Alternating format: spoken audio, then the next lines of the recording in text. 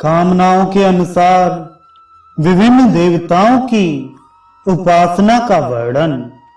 श्री सुखदेव जी ने कहा, परीक्षित, तुमने मुझसे जो पूछा था कि मरते समय बुद्धिमान मनुष्य को क्या करना चाहिए, उसका उत्तर मैंने तुम्हें दे दिया। जो ब्रह्म तेज का इच्छुक हो वह बृहस्पति की, जिसे इंद्रियों की विशेष शक्ति की कामना हो वह इंद्र की, और जिसे संतान की लालसा हो वह प्रजापतियों की उपासना करे। जिसे लक्ष्मी चाहिए वह माया देवी की, जिसे तेज चाहिए वह अग्नि की, जिसे धन चाहिए वह वसुओं की, और जिस प्रभावशाली पुरुष को वीरता की चाह हो उसे रुद्रों की उपासना करनी चाहिए।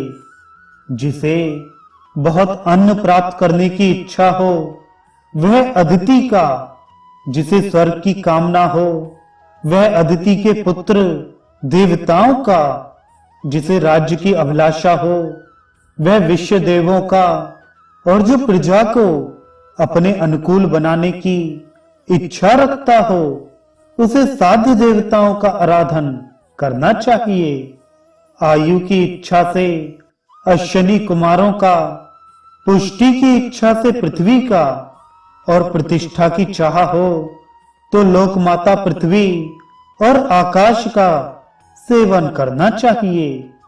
सौंदर्य की चाह से गंधर्वों की पत्नी की प्राप्ति के लिए उर्वशी अप्सरा की, और सबका स्वामी बनने के लिए ब्रह्मा की आराधना करनी चाहिए। जिसे यश की इच्छा हो वह यज्ञ पुरुष की, जिसे खजाने की लालसा हो वह वरुण की, विद्या प्राप्त करने की आकांक्षा हो तो भगवान शंकर की, और पति पत्नी में परस्पर प्रेम बनाए रखने के लिए पार्वती जी की उपासना करनी चाहिए। धर्म उपार्जन करने के लिए विष्णु भगवान की, वंश परंपरा की रक्षा के लिए पितरों की, बाधाओं से बचने के लिए यक्षों की, और बलवान होने के लिए मरुदगणों की आराधना करनी चाहिए। राज्य के लिए मनवंतरों के अधिपति देवों की, अभिचार के लिए निकृति की, भोगों के लिए चंद्रमा को, और निष्कामता प्राप्त करने के लिए परम पुरुष नारायण को भजना चाहिए।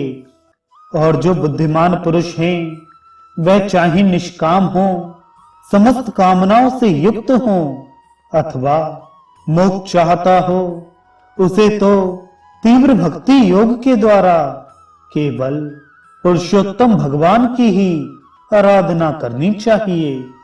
जितने भी उपासक हैं उनका सबसे बड़ा हित इसी में है कि वे भगवान के प्रेमी भक्तों का संग करके भगवान में अविचल प्रेम प्राप्त कर लें।